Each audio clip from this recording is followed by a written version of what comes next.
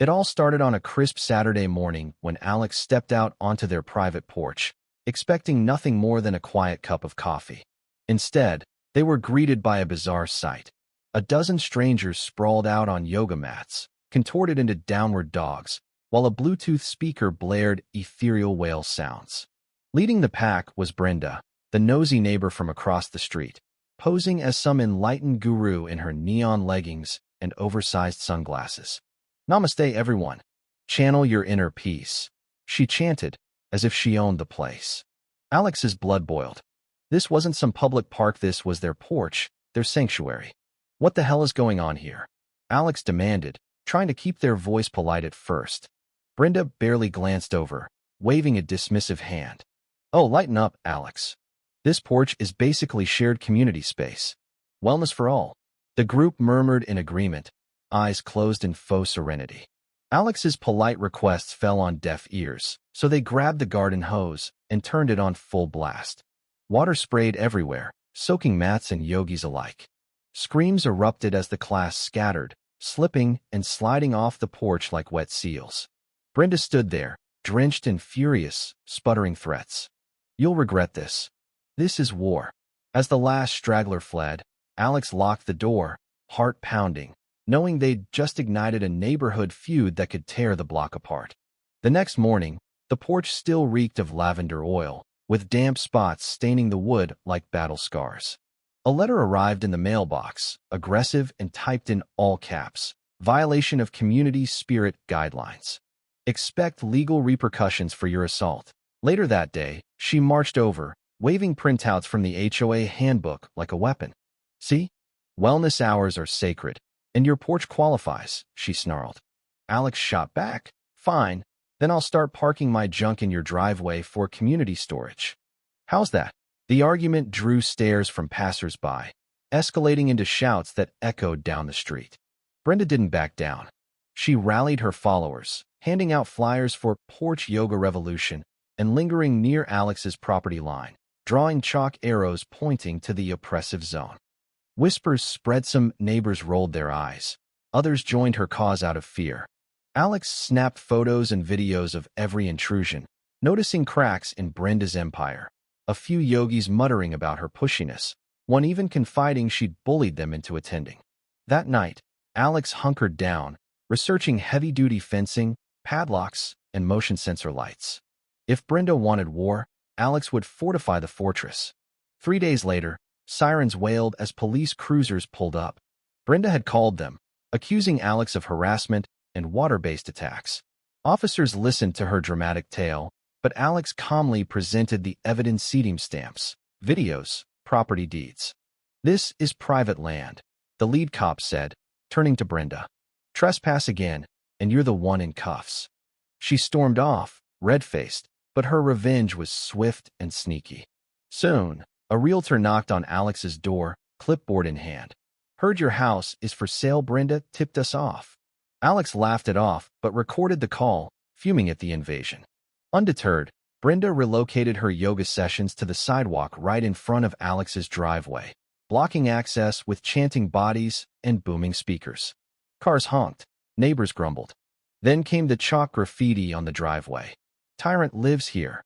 Alex scrubbed it off while gathering dirt from the block. Stories poured in about Brenda's history of fake noise complaints, spreading rumors to isolate newcomers, even sabotaging a kid's lemonade stand for health code violations.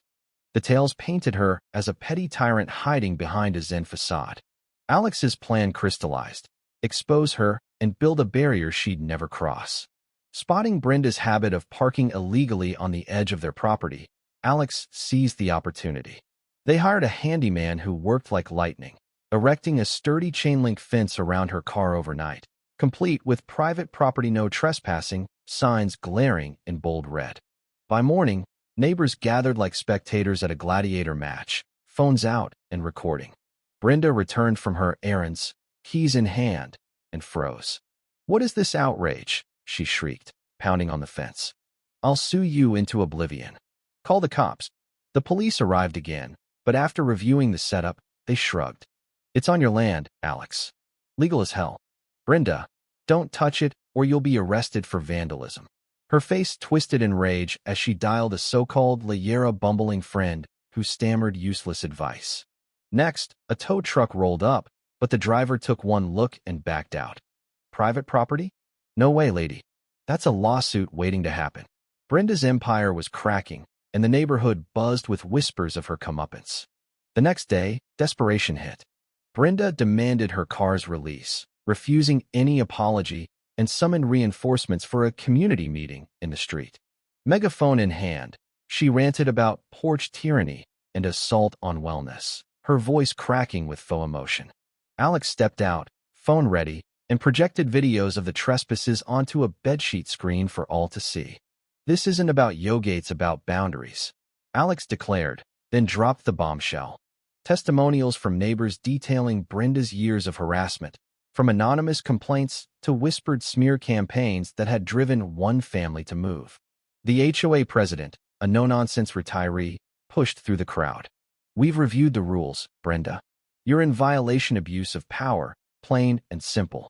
Laughter rippled as her followers drifted away, whispers turning to open mockery. The tide had turned. What started as support for community spirit now exposed her as the real bully.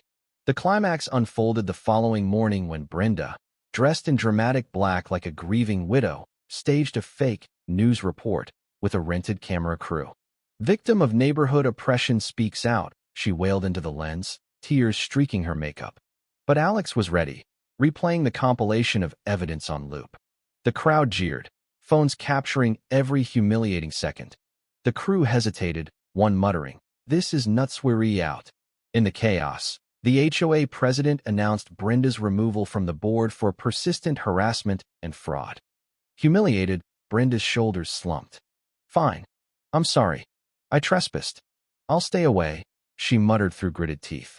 Alex unlocked the fence, watching as she revved the engine and sped off, defeated and alone. The neighborhood erupted in cheers, toasting Alex as the unlikely hero. New HOA rules clamped down on harassment, restoring a sense of unity that had been missing for years. No more living in fear of Brenda's whims. The air felt lighter, conversations friendlier. As Alex sipped coffee on their reclaimed porch, they reflected on the absurdity. One hose spray had unraveled a web of deceit.